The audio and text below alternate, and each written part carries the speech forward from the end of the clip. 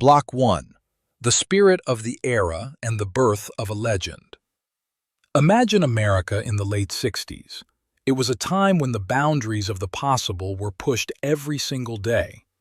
Man was preparing to step onto the moon, rock and roll was getting louder, and on the streets of Detroit, a real war was brewing, the horsepower war. In this world, there was no room for half measures. A car wasn't just a tool for transportation, it was an extension of your personality, a manifesto of freedom, and the ultimate weapon in the battle for social status at every stoplight.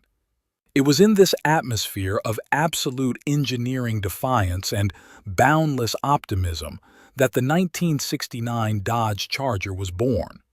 This wasn't the model's debut. The Charger had already made a name for itself a few years earlier, but the '69 version became the singularity point where design, technology, and the magic of the moment aligned perfectly. This car didn't just write itself into history.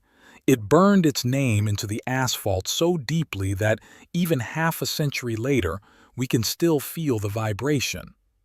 While the first-generation Charger felt more like an attempt at a luxury coupe for gentlemen, the '68 and '69 models turned it into pure, concentrated aggression. Led by the genius of Richard Sias, the designers ditched unnecessary chrome in favor of what would be called the Coke bottle profile. The smooth curve of the belt line, the muscular rear fenders, and a hood that seemed to go on forever. It all created the image of a predator coiled and ready to strike. Block 2. The Aesthetics of Metal and Hidden Rage. When you walk up to a 1969 Dodge Charger, the first thing that hits you is its face. Unlike the '68 model, the grille here received a vertical divider right in the center. This tiny change gave the car an even more stern, almost architectural look. But the real magic was hidden behind that grille. The vacuum-actuated doors that opened with a characteristic hiss to reveal dual headlights turned the act of waking up the car into a ritual.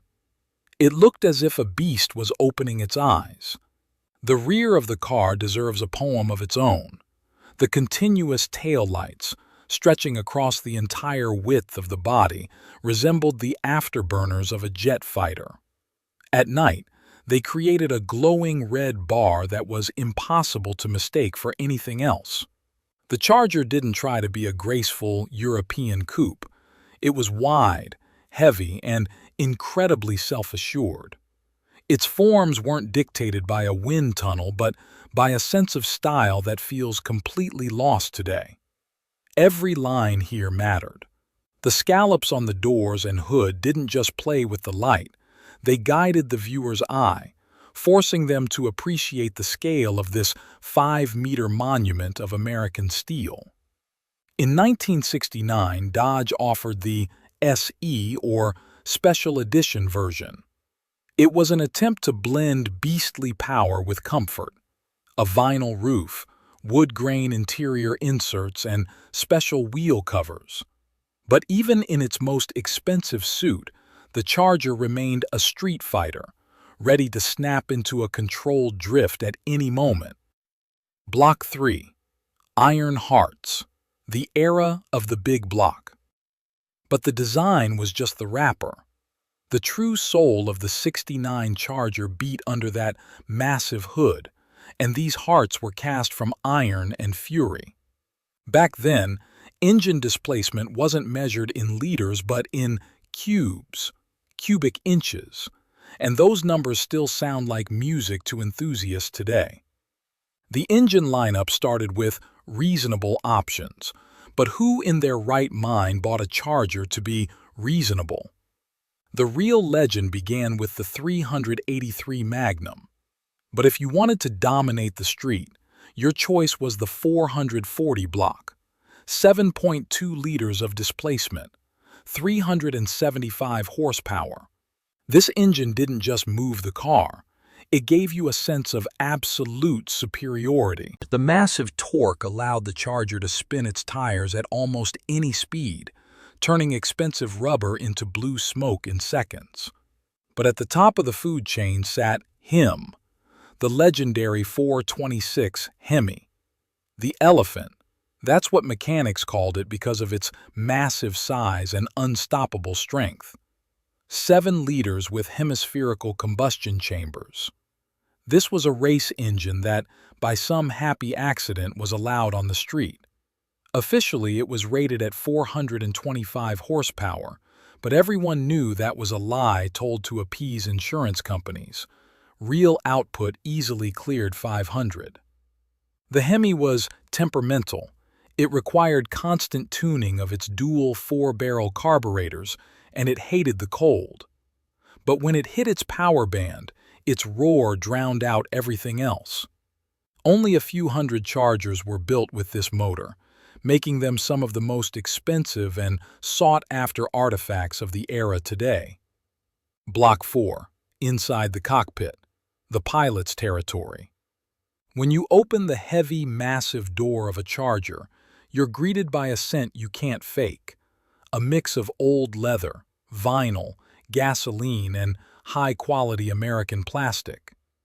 The interior of the 69 was the embodiment of functional minimalism with a touch of class. The large bucket seats, which felt more like armchairs from a living room, had no side bolsters. It was assumed that centrifugal force in corners was merely a minor distraction to your comfort. The dashboard was canted toward the driver. The centerpiece was the legendary tick-tock-tack, a combination of a tachometer and a clock in one circular housing. The thin 3-spoke steering wheel felt almost too delicate for such a giant, but that was an illusion. The center console often featured a shifter by Hurst, with its iconic pistol grip handle. Every gear change was a mechanical act, requiring effort, precision, and intent. There were no touchscreens or climate controls here. Music was provided by an AM/FM radio, but the best sound system was located at the back, the exhaust. Sitting inside, you felt every vibration of the massive V8. The car literally breathed with you. This was honest ergonomics, buttons that require a firm press, toggles that click like the bolt of a rifle. The 69 Charger didn't try to entertain you. It invited you to become part of the process of controlling the elements. Block 5. Hollywood and the passport to immortality. How does a car become an icon? Being fast isn't enough. You have to hit the big screen and capture the imagination of millions. And here, the 1969 Dodge Charger has no rivals. Its cinematic career started with a bang and never ended. The most recognizable image is, of course, the General Lee, the bright orange paint, the O1 on the doors, and the welded shut doors that force the heroes to jump through the windows. The Dukes of Hazzard made this car a symbol of rebellion and an indomitable spirit. Rumor has it that over 300 Chargers were destroyed during filming, a number that makes collectors cringe today. But it was thanks to this show that boys all over the world pinned posters of an orange Dodge above their beds. Later, we saw a different side of this car. The matte black monster from the first Fast and Furious. With a massive blower screaming through the hood, it became the personification of primal power and Dominic Toretto's family values. This image cemented the 69 Charger as the final boss of muscle cars. If a black 69 Charger appears on screen, you know things are about to get loud, fast, and very dangerous. Hollywood didn't just use this car, it deified it, turning it from a vehicle into an archetype of the American hero on wheels. Block 6. The Winged Warriors, Project Daytona. The story of the 69 Charger wouldn't be complete without its most insane chapter. In the late 60s, the highway wars spilled over onto the NASCAR ovals. Speeds were climbing, and the brick-like shapes of traditional muscle cars were holding back progress. The Dodge Charger 500 was a first attempt to smooth the aero, but it wasn't enough to beat Ford. So, Dodge engineers took a radical step. Thus, the Dodge Charger Daytona was born. Imagine a standard coupe with a 2-foot aerodynamic nose cone welded to the front and a 3-foot-tall wing bolted to the back.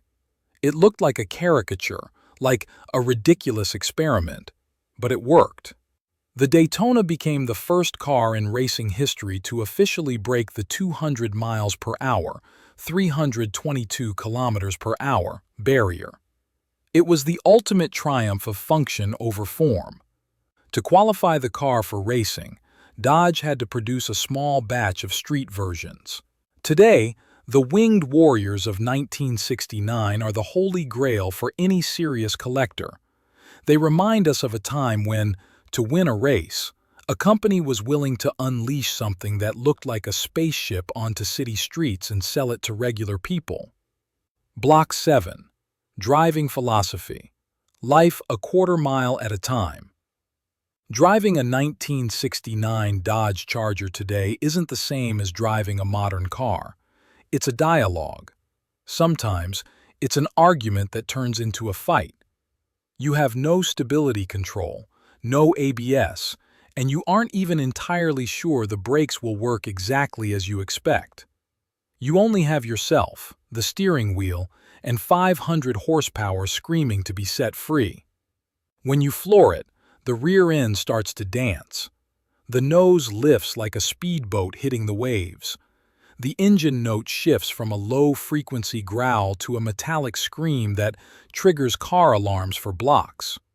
It is a physical sensation of power that is impossible to convey through a screen. It's the smell of unburnt high-octane fuel that soaks into your clothes. In this car, you don't just drive. You perform an act of willpower. Every trip becomes an event. You notice how heads turn, how grown men turn into children, giving you a thumbs up. The '69 Charger has a rare quality. It brings people together. There is no malice in its appearance, despite how intimidating it looks. There is only honest, tangible passion for steel and speed. Block 8. Legacy and Immortality. The era of muscle cars ended abruptly. The fuel crisis, emissions regulations, and skyrocketing insurance rates killed these giants in the early '70s.